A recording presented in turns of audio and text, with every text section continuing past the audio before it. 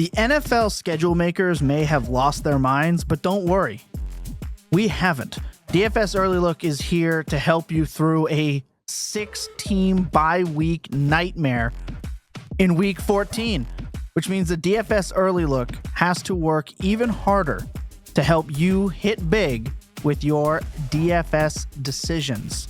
Jake Tribbey, award-winning fantasy writer, has you covered with the DFS Early Look. This video gives you a brief preview into the world of the Week 14 DFS slate. Let's dive in. What? Why are you shaking your head? You're welcome.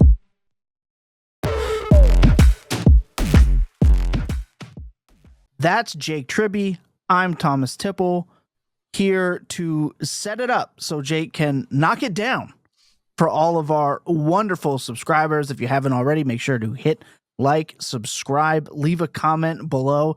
Let us know who to use on the thumbnail next week so we can always be better prepared to bring you hard-hitting DFS content. Jake, this week has probably kept you up this past weekend, knowing how many bye weeks there are, but it looks like you have some stellar plays, including a quarterback who looked a little shaky last week versus a team putting up more of a fight every single week. Let's talk Baker Mayfield and the Tampa Bay Buccaneers.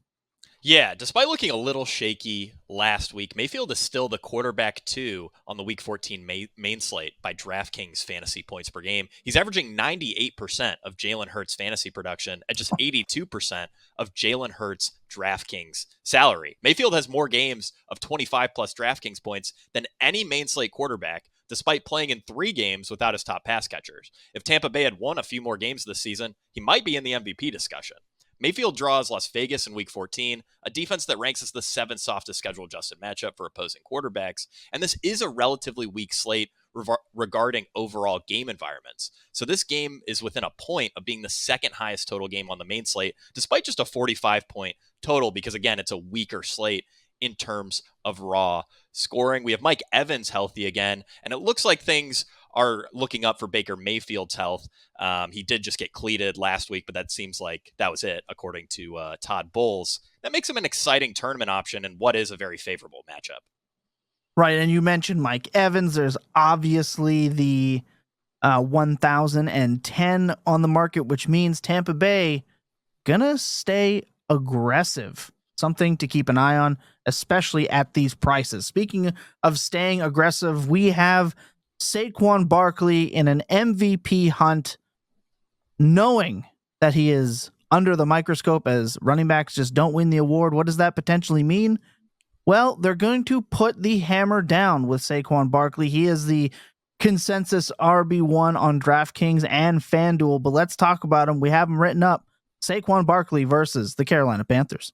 Yeah, somewhat unbelievably, Barkley is on pace to break Eric Dickerson's rushing record, and it really just doesn't get much easier than clicking Barkley against the Panthers. He averages an absurd 28.6 DraftKings fantasy points per game over his last 4 games. He scored over 30 DraftKings points 5 times. No other running back has more than 2 such games. Barkley is responsible for 5 of the season's 10 highest scoring running back fantasy performances, and he's on pace for the 5th best running back fantasy season since 2020. I could rattle off these stats all day, but Barkley's production is breaking fantasy football right now, and a matchup with the Panthers almost doesn't seem fair. Carolina is the single softest schedule-adjusted matchup for opposing running backs, allowing a league-leading 166 rushing yards per game.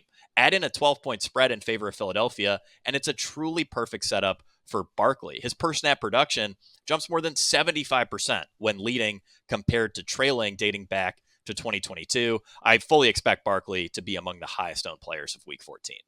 Has to be, but that does not mean you should avoid him. It does not take away an edge. Sometimes we just have to eat the chalk, if you would. Yep. The next player is what delayed this recording a little bit as late breaking news came down. Obviously, if you listen to Dynasty Points, we have been touting this possible scenario with Isaac Guerendo all year. It feels like it it's here. The time is now for Guerendo. Mason going on IR. McCaffrey, they're shutting this man down for the rest of the year. We could be getting bell cow Isaac Guerendo here. RB22 on DraftKings, RB38 on FanDuel. This just screams opportunity.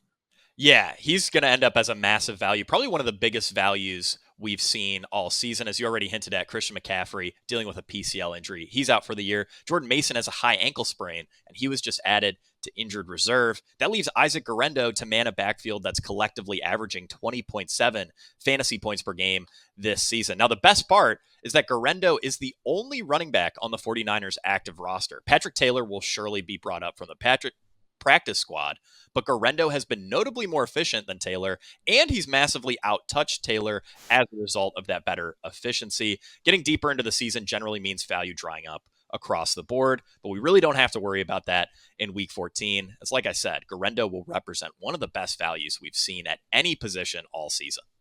Just an absolute smash play this week. He will be in 100% of my lineups, I imagine.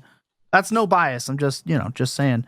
Let's talk about wide receivers. And there's a wide receiver on the board who has a quarterback playing well enough to maybe take his team out of the 2025 rookie quarterback class conversation here down the stretch.